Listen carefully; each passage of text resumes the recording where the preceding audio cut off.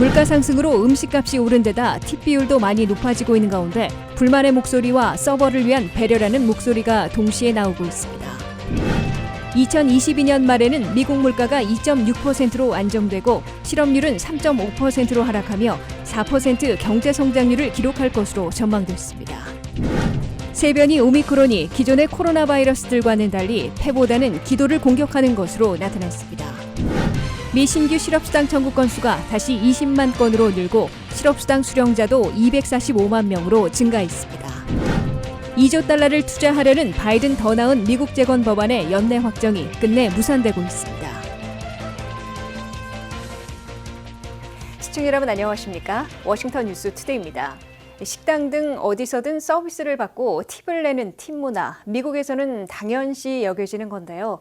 팬데믹 기간을 거치면서 이 팁의 비율이 많이 높아져 이제 기본이 20% 이상이라는 말도 나옵니다.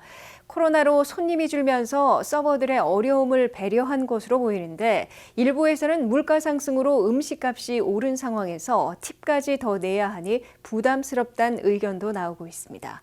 실제로 사람들의 생각은 어떤지 박남주 기자가 만나봤습니다.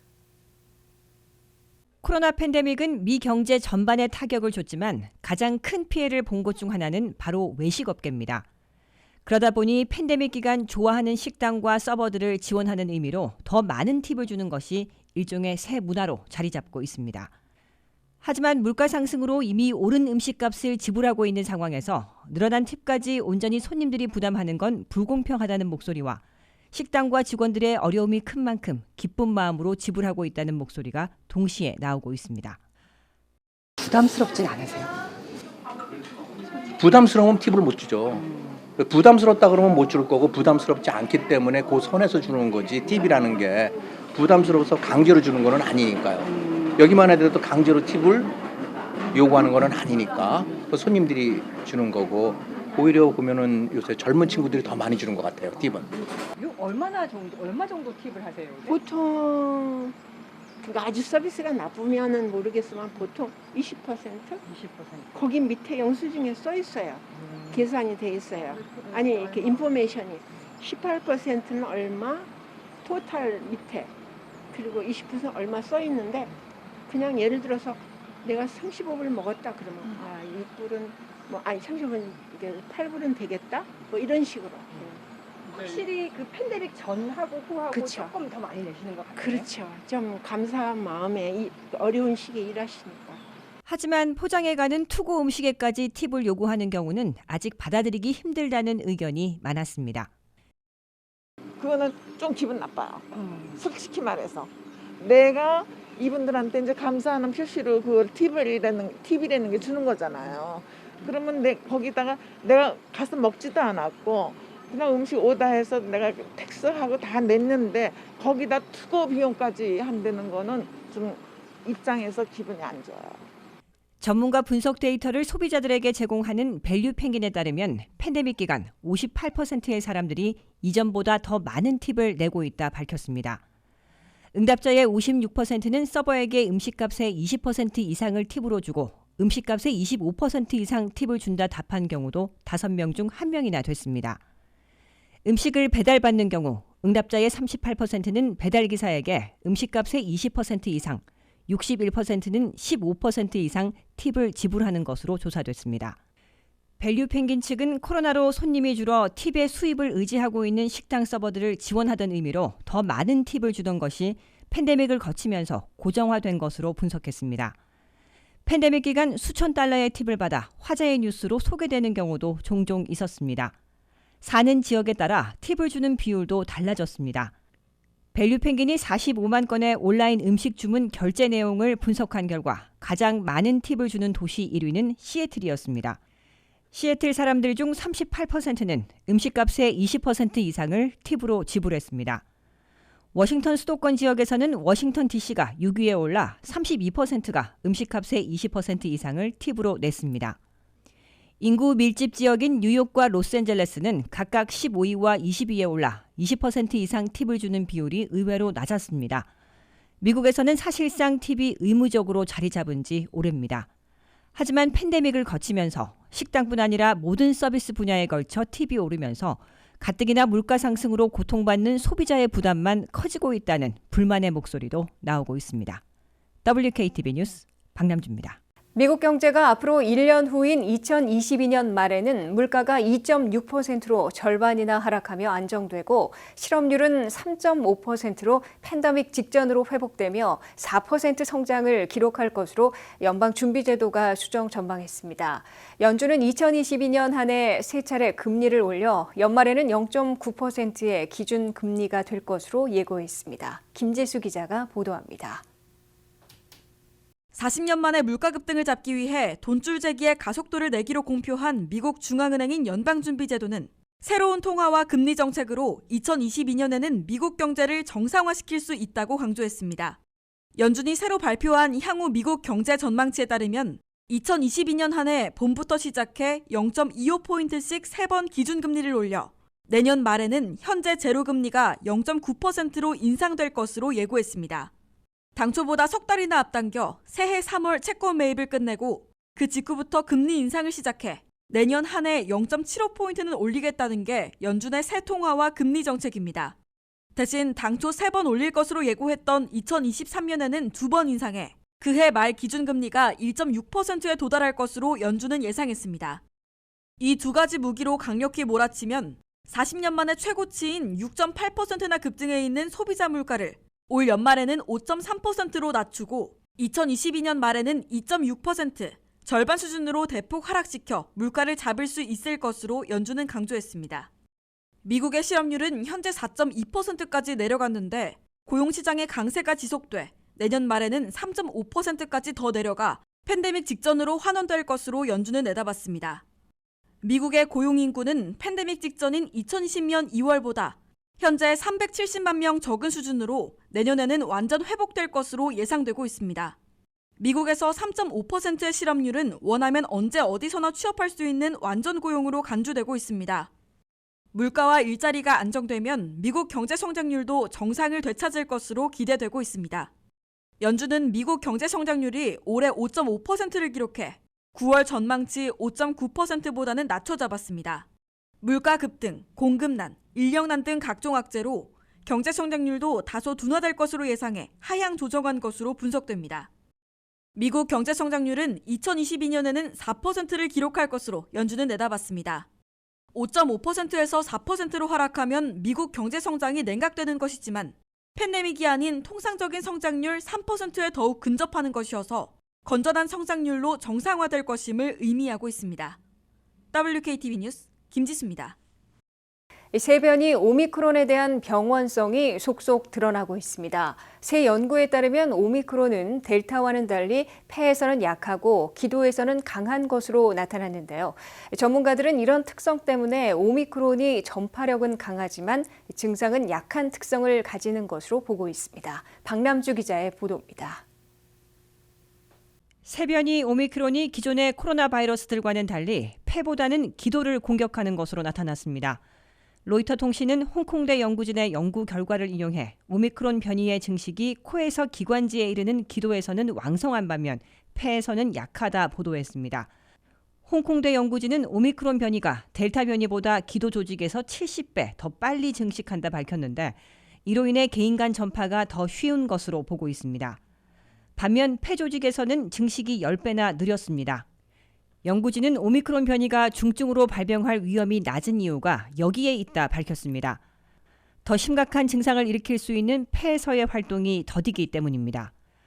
이번 연구 결과에 대한 공식 보고서는 출판을 위해 동료 심사를 받고 있습니다.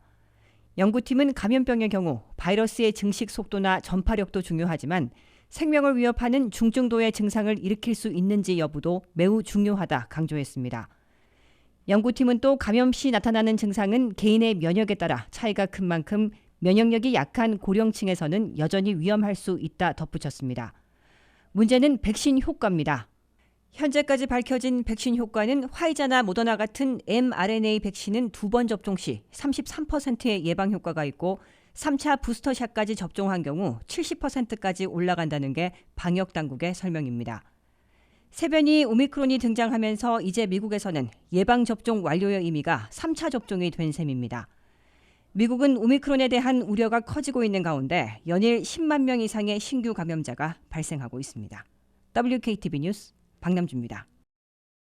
미국의 신규 실업수당 청구 건수가 지난주 20만 6천 건으로 다시 20만 건 이상으로 늘어났고 실업수당을 받고 있는 실직자들은 245만 8,500명으로 51만 명이나 급증한 것으로 나타났습니다.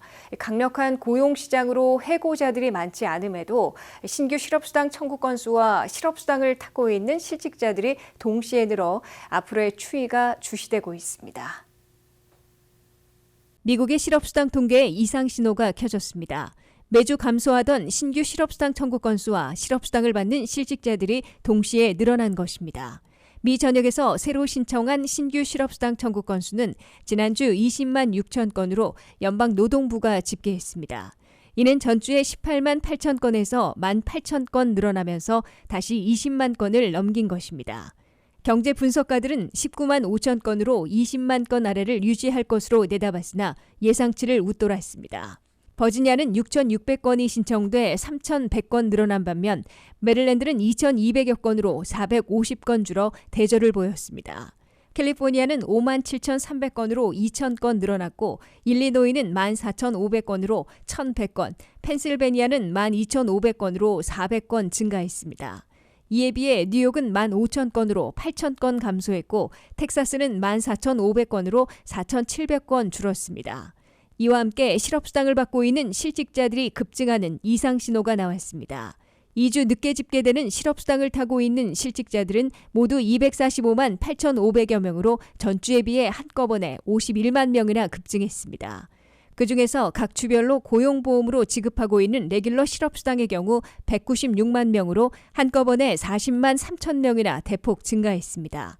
자영업자, 임시직들이 받고 있는 연방실업수당 PUA는 19만 4천 명으로 6만 9,700명 늘어났고 장기 실직자들이 받는 연방실업수당 PEUC는 13만 6,500명으로 2만 3,700명 늘었습니다. 특히 주별 레귤러 실업수당을 받고 있는 실직자들이 급증해 대규모 일자리 상실에 따른 것인지 우려되고 있습니다.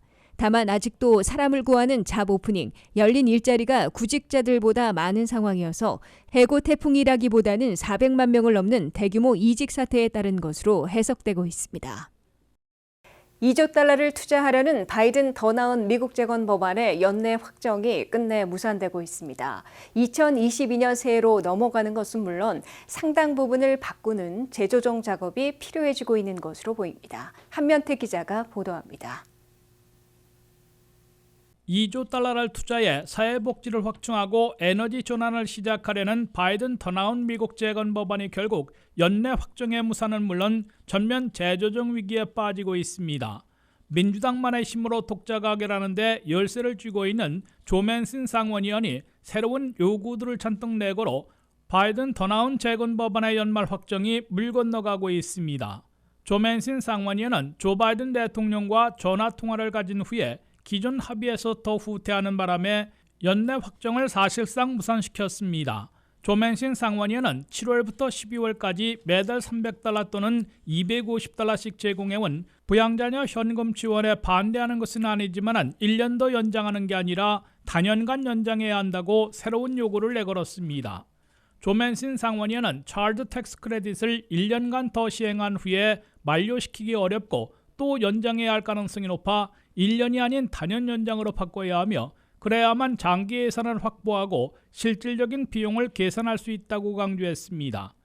그러나 부양자녀 현금 지원을 1년 시행하는데 1,850억 달러가 소요되는 반면 10년 시행 비용은 무려 1조 6천억 달러에 달해 바이든 더 나은 미국 재건 법안의 총 규모 1조 7,500억 달러와 맞먹게 됩니다. 결국 조 맨신 상원의원의 주장대로 단연 연장할 경우 다른 사회복지 정책들을 대거 제거해야 총 규모를 유지 또는 축소할 수 있게 됩니다. 조 맨신 상원의원의 같은 요구는 바이든 백악관과 민주당 지도부에게 충격을 가하고 있는 것으로 간주되고 있습니다. 조 맨신 상원의원은 당초 부양자녀 현금 지원을 1년만 더 시행하자고 제안해 백악관이 수용한 것인데 이제 와서는 갑자기 1년 대신 단연 연장을 들고 나와 연내 처리를 무산시키고 있기 때문입니다. 조 맨신 상원의원이 40년 만의 물가 급등을 이유로 국가 유급 휴가제 도입 제외 등을 통해 총 규모를 추가 축소하고 내년으로 연기하자는 입장을 취해오다가 차일드 텍스 크레딧 문제까지 들고 나오자 바이든 더 나은 미국 재건 법안의 연내 확정은 불가능해진 것으로 다수의 민주당 의원들은 인정하고 있습니다. 연내 확정 무산에 그치지 않고 2022년 새초에 다시 추진되더라도 총 규모를 1조 5천억 달러 이하로 더 줄이고 부양자녀 현금 지원, 국가유급 휴가제 도입 등에서 상당한 변화를 주게 돼 대폭 손질될 위기에 빠지고 있는 것으로 관지되고 있습니다. WKTV 뉴스 한면택입니다.